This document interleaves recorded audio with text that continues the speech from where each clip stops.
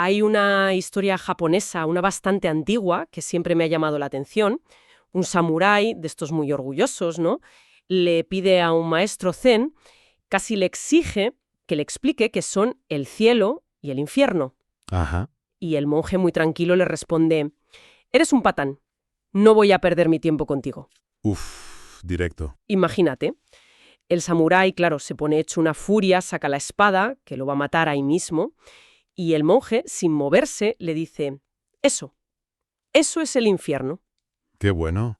El samurái se queda impactado, ¿no? Se da cuenta de cómo la ira se había apoderado de él.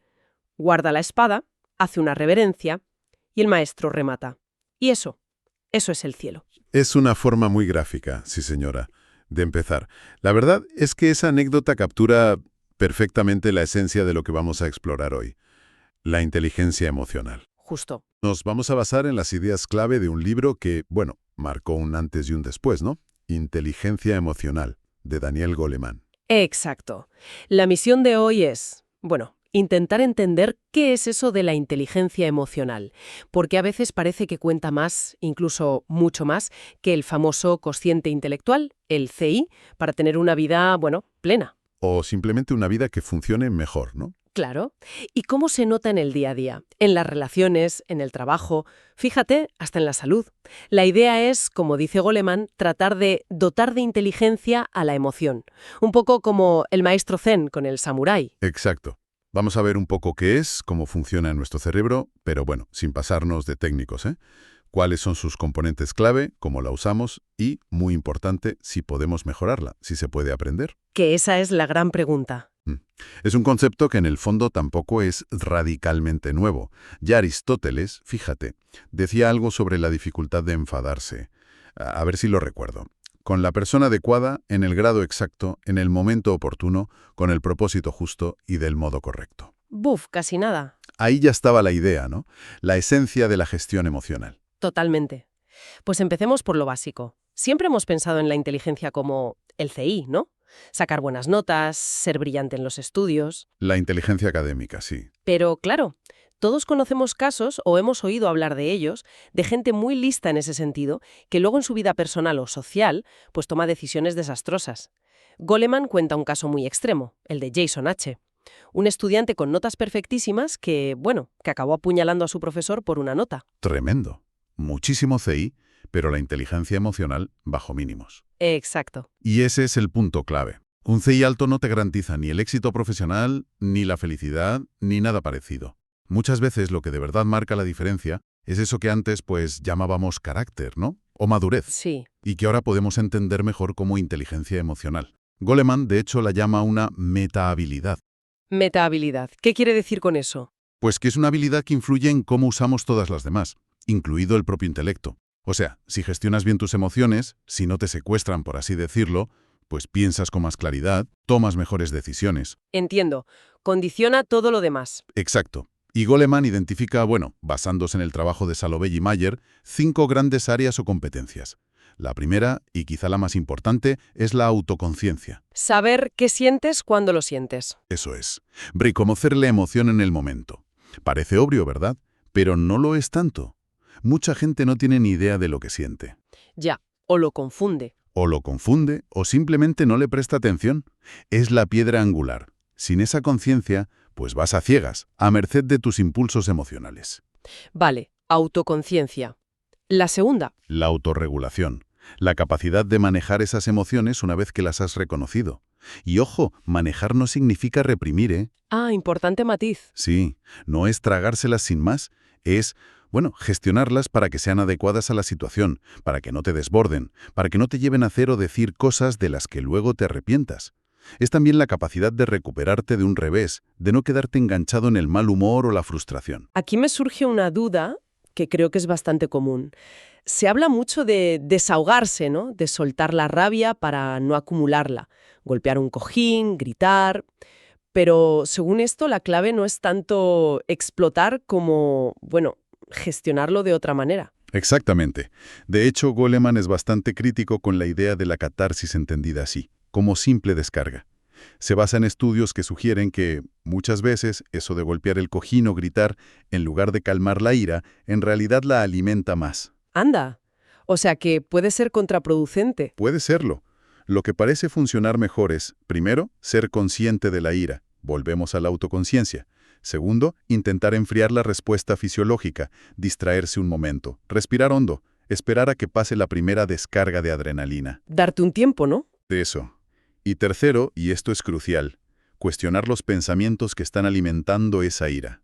Lo que en psicología se llama reencuadre cognitivo. Reencuadre. Cambiar la perspectiva. Sí. Preguntarte, ¿estoy interpretando esto de la única manera posible? ¿Hay otra forma de verlo? ¿Realmente esa persona tenía intención de ofenderme o ha sido un malentendido? Es desactivar las ideas que echan leña al fuego. Volviendo al samurái, se calmó cuando reconoció su propia furia y, sobre todo, la perspectiva que le dio el maestro. Entendido.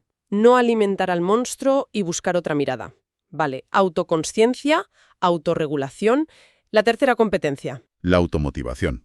Usar las emociones para que te impulsen hacia tus objetivos, en lugar de que te frenen. Ajá. Esto implica varias cosas. Por un lado, la capacidad de posponer la gratificación. El famoso test de la golosina con los niños. Sí, el del marshmallow. Ese mismo. Los niños que eran capaces de esperar para conseguir 2 golosinas, en lugar de comerse una inmediatamente, resulta que años después tendían a tener mejores resultados académicos, mayor autocontrol. Increíble el poder predictivo de eso. Sí, sí. Y también incluye controlar la impulsividad, claro, y mantener el optimismo, la esperanza, incluso cuando las cosas se ponen difíciles. Y también encontrar ese estado de flujo, como lo llama Csikszentmihalyi. Ese estado en el que estás tan absorto en una tarea que disfrutas, que pierdes la noción del tiempo. Vale. Motivación. La cuarta, empatía, has dicho. Empatía. La capacidad de sintonizar con lo que sienten los demás, de entender sus perspectivas, de ponernos en su lugar. Es fundamental, claro, para cualquier tipo de relación interpersonal. Desde luego. Y la quinta son las habilidades sociales, que no es solo ser extrovertido o caer bien. ¿Qué incluye entonces? Pues incluye saber manejar las relaciones de forma efectiva, inspirar a otros, persuadir, liderar, negociar, resolver conflictos, trabajar en equipo. Es como la inteligencia emocional puesta en acción en el trato con los demás. O sea, los 5 pilares son conocerse, controlarse, motivarse, entender a los demás y saber relacionarse. Básicamente sí. Y lo más esperanzador que decías al principio es que, aunque tengamos ciertas tendencias naturales, estas habilidades se pueden aprender. No estamos condenados por nuestro temperamento. Esa es una de las ideas más potentes del libro y de la investigación en este campo. El cerebro es plástico. Podemos aprender y mejorar estas competencias a lo largo de toda la vida. No es fácil, requiere esfuerzo, pero se puede. Eso es una gran noticia. Sin duda. Pero para entender bien cómo funcionan y sobre todo por qué a veces nos fallan tanto, ayuda a echar un vistazo rápido a cómo está montado nuestro cerebro emocional. Prometo no ponerme muy técnico. Venga, un vistazo rápido, que si no nos perdemos con la neurociencia. Prometido. A ver, simplificando mucho, Goleman habla de 2 mentes. Una es la mente racional, la que piensa, analiza, reflexiona. Es más lenta. La otra es la mente emocional, mucho más rápida, impulsiva, la que siente. La cabeza y el corazón, ¿no? ¿Cómo se suele decir? Algo así. Normalmente trabajan juntas, se complementan, pero a veces, sobre todo en situaciones de mucha intensidad emocional, la mente emocional toma el control, secuestra, por así decirlo, a la mente racional. El famoso secuestro emocional. Exacto. Hay una pequeña estructura en el cerebro, en el sistema límbico, llamada amígdala, que actúa como un centinela emocional. La alarma. Eso es. Está constantemente escaneando el entorno buscando peligros, amenazas. Esto me puede hacer daño. Es algo que odio, algo que temo. Si detecta algo que considera una amenaza, y ojo, puede ser real o imaginaria, dispara una respuesta de alarma generalizada. Y lo hace antes de que la parte racional se entere bien. Mucho antes. Hay una vía rápida que va directa del tálamo, que recibe la información sensorial, a la amígdala. ¡Bum! Reacción inmediata. Luego hay otra vía, más lenta, que va del tálamo al neocórtex, la parte pensante, y de ahí a la amígdala. Esta permite un análisis más detallado, pero en una emergencia percibida, la vía rápida gana. Actúas antes de pensar, como el samurái sacando la espada, o como cuando, no sé, contestas un email fatal porque algo te ha sentado mal y a los 5 minutos dices, madre mía, ¿qué he hecho? Exactamente. Es una reacción heredada, muy útil para sobrevivir en la sabana hace miles de años, pero que en la vida moderna, pues a veces nos mete en líos. Ya. El problema es que la amígdala funciona a veces por asociaciones un poco burdas. Compara la situación actual con peligros pasados que quizás solo se parecen superficialmente. Por eso podemos tener reacciones exageradas a cosas que, objetivamente, no son para tanto. O sea que la alarma a veces salta por error o por una memoria antigua. Correcto.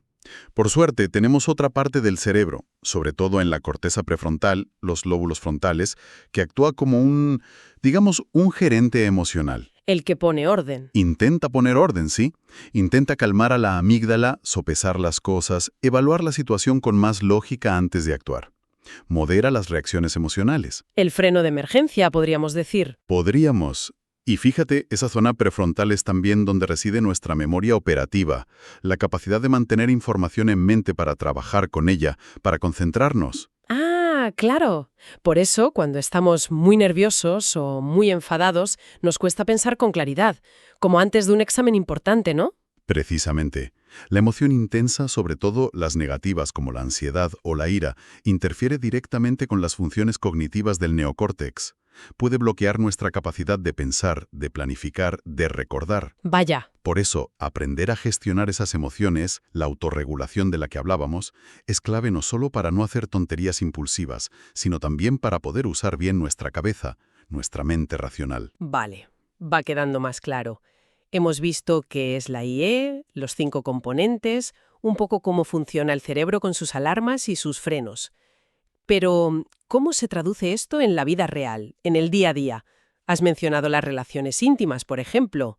Goleman habla de diferencias de género. Sí, bueno, Goleman recoge investigaciones que apuntan a ciertas tendencias, a menudo influenciadas por cómo se educa emocionalmente de forma distinta a niños y niñas en muchas culturas. Por ejemplo, Por ejemplo, se observa que las mujeres, en promedio, suelen ser más hábiles para expresar y leer emociones.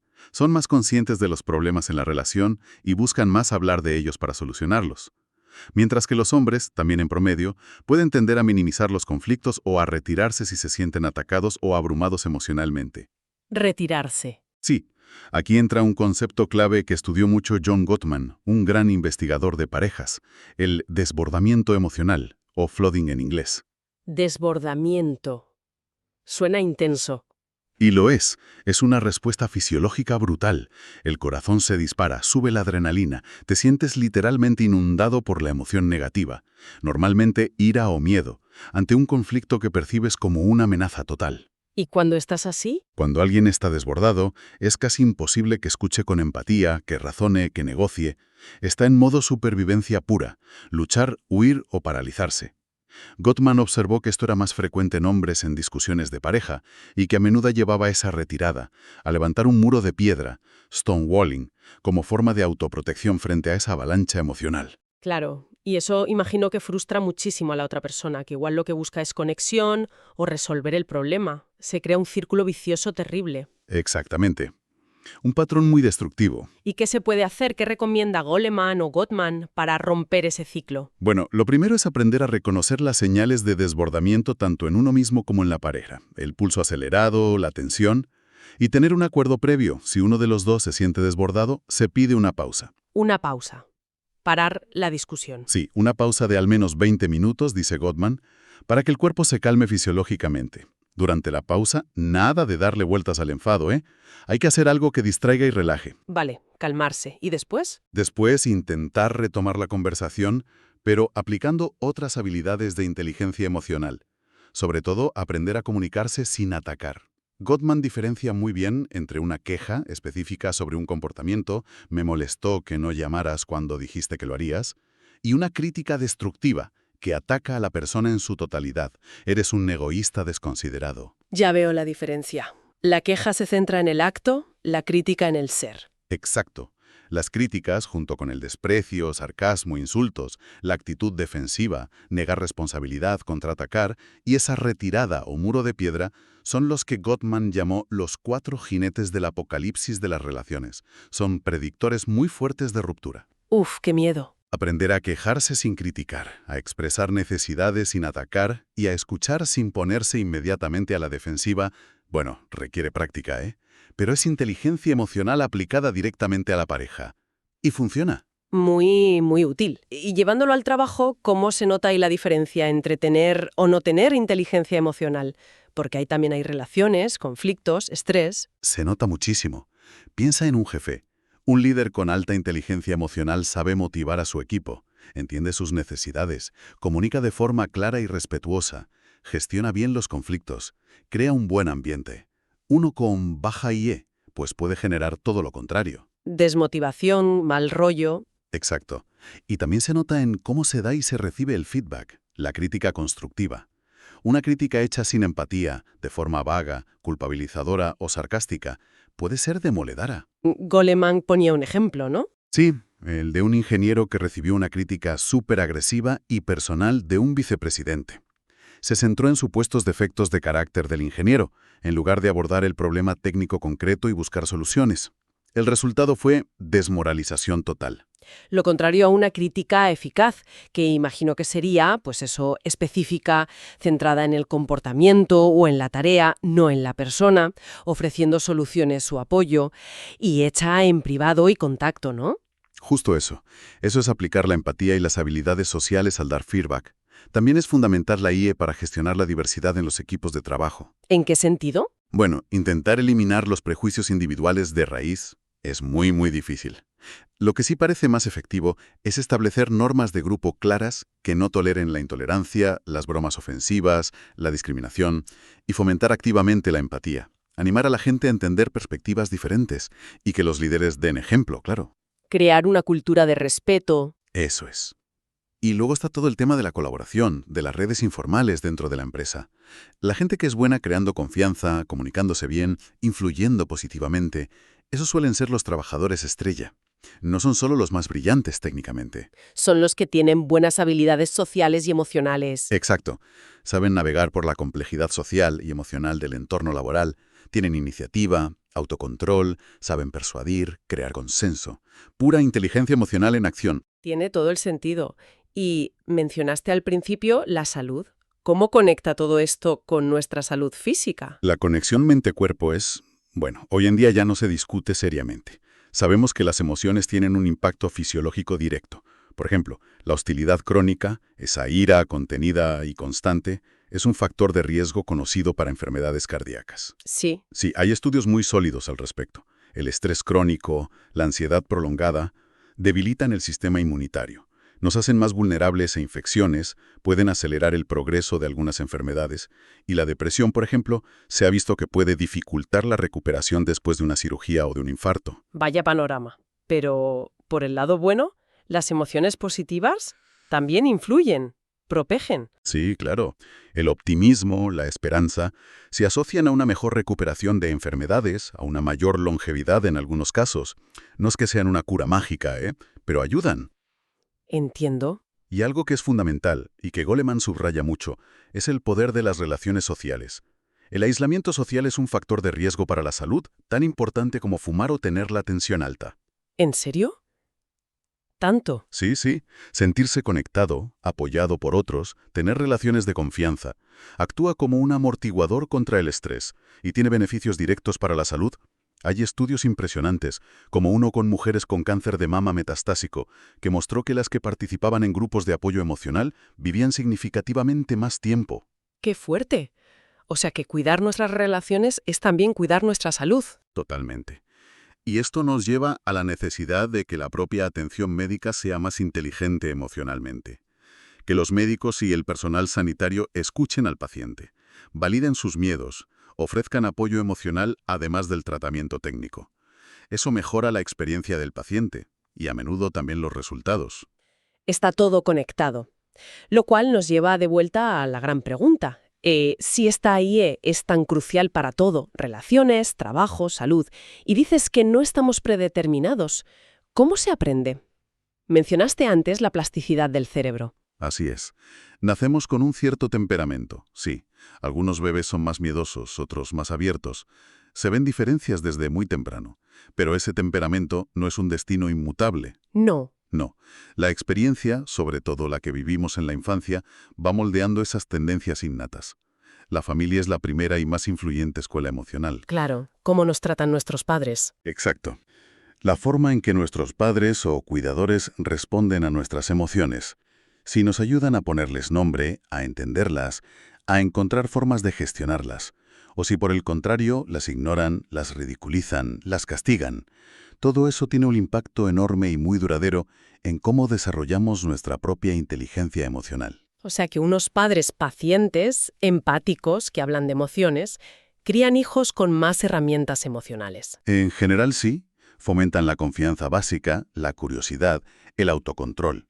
Habilidades que son fundamentales no solo para el bienestar emocional, sino también para el aprendizaje escolar y para la vida en general. Y al revés, un entorno familiar muy crítico o caótico o negligente. Pues dificulta enormemente ese aprendizaje emocional. Puede dejar carencias importantes. Incluso el trauma, el abuso o la negligencia grave pueden dejar cicatrices profundas. Piensa en el trastorno de estrés postraumático, TPT. Ahí la amígdala, la alarma emocional, queda como hipersensible, disparándose ante estímulos que recuerdan al trauma. Pero incluso en esos casos tan difíciles, hay esperanza de cambio. ¿La terapia ayuda? Sí, claro. La psicoterapia, en muchos casos, funciona precisamente como una forma de reeducación emocional. Ayuda a la persona a entender sus reacciones, a desarrollar nuevas formas de afrontamiento, a que el neocórtex, la parte racional, aprenda a gestionar mejor esas alarmas de la amígdala. No se borra el recuerdo, pero se puede cambiar la respuesta emocional asociada a él. Entonces, resumiendo, la infancia es clave, pero siempre estamos a tiempo de aprender y mejorar. La infancia es un periodo crítico, sí. Una ventana de oportunidad donde el cerebro es especialmente moldeable para estos aprendizajes. Pero la capacidad de aprender y cambiar, aunque disminuya un poco con la edad, no desaparece del todo. Podemos seguir desarrollando nuestra inteligencia emocional en la edad adulta. Requiere más esfuerzo consciente, más práctica, pero es posible. Eso es importante. El problema es que, como sociedad, quizá no le hemos dado la importancia que tiene. Goleman ya alertaba en su libro del preocupante aumento de lo que él llamaba analfabetismo emocional entre los jóvenes. Analfabetismo emocional.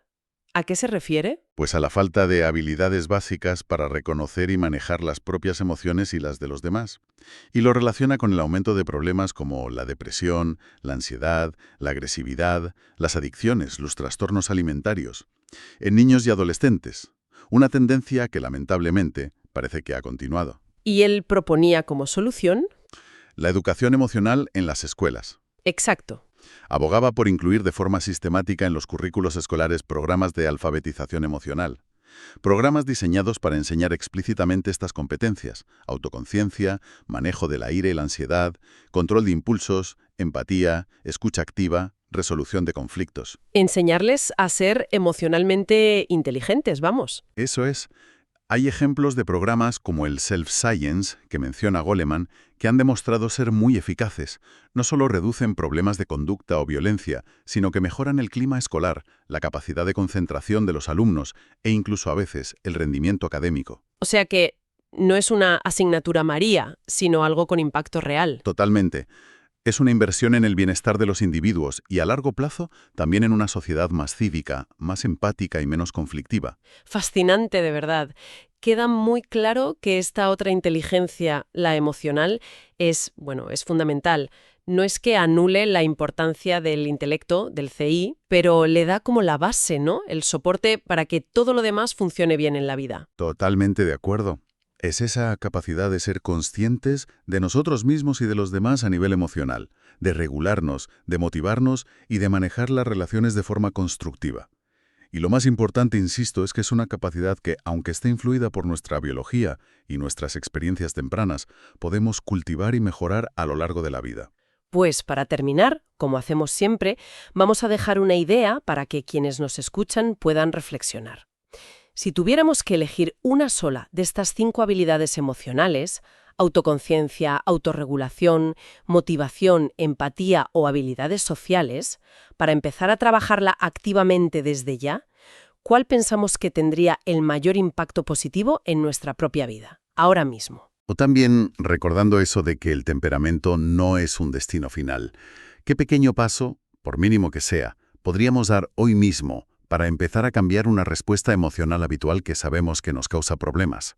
Un poco como hizo el samurái al final de la historia, ¿no? Cambiar la reacción.